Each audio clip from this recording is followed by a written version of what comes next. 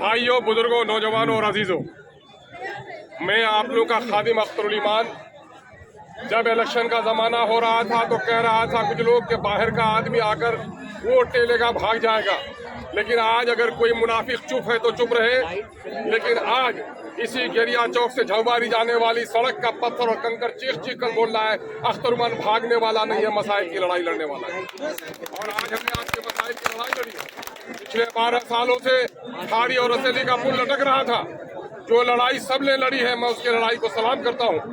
लेकिन जो लड़ाई आज हमने लड़ी है वहाँ पर वो कोई ढकी छुपी नहीं है। सबके पास मोबाइल है, अपने मोबाइल में आपने देखा होगा। सबके पास आज अखबारों में खबरें छपी होंगी। मुसलसल मेरी जो लड़ाई रही है और उससे कोई इनकार नहीं कर सकता। आज 2 रीढ़ की हड्डी है, एक अमोर के पूर्वी क्षेत्र की जो खाड़ी से लेकर फकीरटोली को सड़क को जोड़ती है।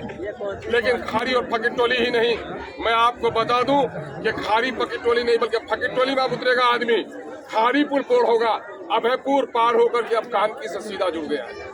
और आपका ये पुल जो गेरिया और जलालगढ़ कस्बा को जोड़ने वाली सड़क है, उसमें 3 बड़े बड़े पुल पहले से नहीं बने। पुल कट्टा रुका हुआ था, डकेता का पुल रुका हुआ था, बम्बाधार रुका हुआ है। आपको सुनकर खुशी होगी कि डकेता और पुल कट्टा का पुल बन गया है। और आप ये बम्बाधार का जो पुल है, वहाँ कुछ लोकल लोगों ने ठेकेदारों के साथ उसके सामान को जरा गड़बड़ किया कुछ दलालों ने, जिसकी वजह से वहाँ का ठेकेदार भाग गया और काम रुक गया। और उस काम को भी इंशाअल्लाह अज़ीज़ बहुत जल्द आपके सामने में किया जा रहा है। बिजली के मसाइल आपके हैं, बिजली के तार लग रहे हैं, पोल भी लग रहे हैं। मैं किसान भाइयों से कहता हूँ कि ये जो RDSS की योजना है, ये पूर्णिया और कटिहार का एक साझा वो ठेका हुआ है। आपने अब तक अगर दरखास्त नहीं दी है तो मैं आपसे गुजारिश करता हूँ कि फौरी तौर पर दरखास्त दीजिए और अपने खेतों में भी बिजली लगाने का कनेक्शन लीजिए। और आपके बिजली का मामला जो रमनी से सप्लाई हो रहा है, लेकिन पश्चिम तरफ हमारा जो झौबारी का हिस्सा है, जो हमारा अधान का हिस्सा है, पियरपरा का हिस्सा है, उसको परेशानी हो रही थी। उसकी वजह से झौबारी में जगह नहीं मिलने की वजह से लखनपुर में आपका PHS बनने जा रहा है, जो आपके अमूर को बिजली सप्लाई करेगा। मैं समझता हूँ बिजली का जो मसला हल होगा। आपके परमानधार में, बकरा घाट में भी पुल सेंक्शन हो गया है, ठेकेदार भाग गया है। मालूम है मुखिया जी को सारी बातें, साकिर साहब को, कि दूसरे ठेकेदार को देने की कोशिश की जा रही है। अभी अभी सोनापुर का पुल लगभग 13.5 करोड़ से चंद किलो पहले उसका शिलान्यास हुआ है। आपकी जो सड़कें हैं इंशाअल्लाह जोड़ी जाएंगी। ब्लॉक में एक पुराना जंजाल था जिसको मैंने खत्म करने की कोशिश की है, लेकिन पूरा मैं कामयाब नहीं हो सका।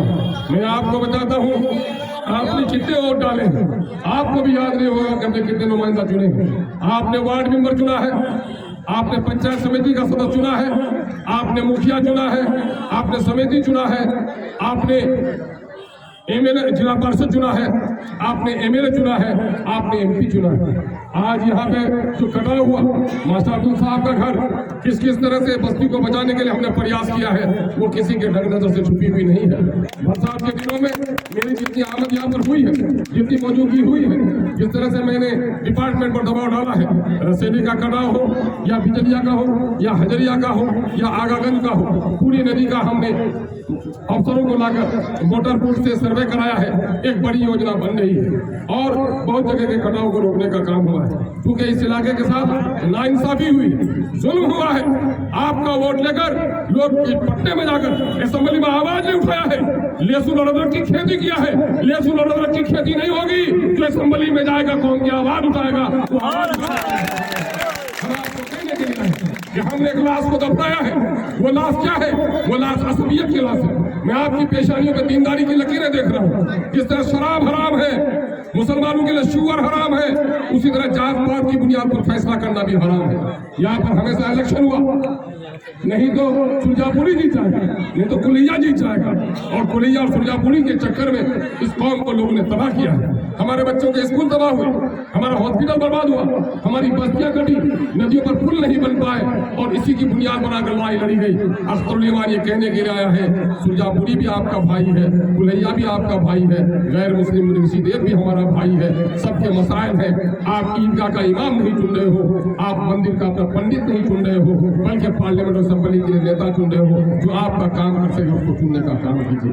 मैंने उस दिन कहा एक नेता ने, कहते MIM की दिया है, तो बोला MIM ने क्या दिया? MIM ने मुंह में आवाज दी, नेता से सवाल करना सिखाया। कल का नेता कहता था कि चुप रहो, किसका बेटा है? अख्तरुल ईमान कहा कि अमीर जो दालानों में रहता है उसकी वोट की जितनी कीमत है उतना ही एक मजदूर बेचारा हमारा वोट देता। इसलिए हम सब की लड़ाई लड़ने का काम कर रहे हैं। हम आप लोगों से गुजारिश करते हैं कि यहाँ पर पुल का काम हमारे गांव के लोगों को बहुत फिक्रमंदी है कि क्या होगा। मैं आपको बता दूं, ये जो पुल बना है यह लगभग 32 करोड़ से हुआ है। कितना? पुराना वाला पुल लगभग 10 या 12 करोड़ का था। अब ये 32 करोड़ का 2 ही पाया बनेगा, लेकिन वो लगभग 6 या 7 करोड़ रुपया उसका लगेगा। लेकिन बाकी जो 32 करोड़ में आपका लगभग 27 करोड़ रुपया होगा, वो आपका बांध बांधने में लगेगा। हमारा जो भाई खेरिया का घर कट रहा है, इंशाअल्लाह आप घर करने के लिए ये फिरोज उमर साहब है, ये पोथी ले लेके हमेशा दौड़ते रहते हैं। गवाह है कि नहीं? मुझसे पहले भी लोगों के घर कटते थे, पैसा मिलता था। ईमानदारी से बोलो गिरिया के लोगों, पैसा दिलवाया कि नहीं? घर कटने वालों को दिलवाया कि नहीं दिलवाया? मैं वो दिलवाने का काम यहाँ भी, मारंदा में भी, कनकई में भी, परमार में भी जिनके घर कटे हैं, हमने उसको पैसा दिलवाने का काम किया है। लेकिन जाहिर है दिल्ली और पटना की बेईमान सरकार इस इलाके के लिए सही तरह पर काम नहीं करती। हम पूरी लड़ाई लड़े हैं और उसके लिए हम आपका सहयोग और समर्थन चाहते हैं। आज हम अगर लड़ाई आगे भी लड़नी पड़े, सड़क पर बैठना हो या जेल जाना हो, अख्तरुल ईमान डरने वाला और भीख मांगने वाला नहीं है, लड़ाई लड़ने वाला हक की लड़ाई लड़ता है। हम एमपी साहब से भी कहेंगे कि हम और आप इलेक्शन लड़े हैं, इलेक्शन हम लड़े हैं, हम बाप दादा की जमीन की लड़ाई नहीं लड़े हैं। असल लड़ाई अगर हमको लड़ना है मिलजुल कर, तो अमोर पैसा की तरक्की की लड़ाई लड़नी है, अमोर पैसा के मसाइल की लड़ाई लड़नी है। हम उसके लिए आपको गुजारिश करते हैं। और जाते जाते एक बात कहेंगे, साकिर साहब, इनके पिताजी भी थे, मुखिया का इलेक्शन लड़े थे कि नहीं लड़े थे? आई हमेशा मामू मामू मामू, हम करें मामू मामू कहलन कभी ना मुखिया बने। अब भाई भाई कहलन तो मुखिया बनी लगे, तो भाई भाई कहोगे तो मुखिया रहोगे। मामू मामू से काम नहीं होगा, कंस मामू से।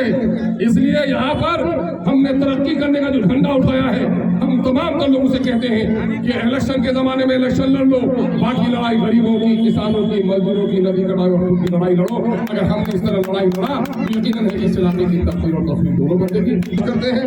और जाते जाते एक बात कहेंगे, साकिर साहब, इनके पिताजी भी थे, मुखिया का इलेक्शन लड़े थे कि नहीं लड़े थे? आई हमेशा मामू मामू मामू, हम करें मामू मामू कहलन कभी ना मुखिया बने। अब भाई भाई कहलन तो मुखिया बनी लगे, तो भाई भाई कहोगे तो मुखिया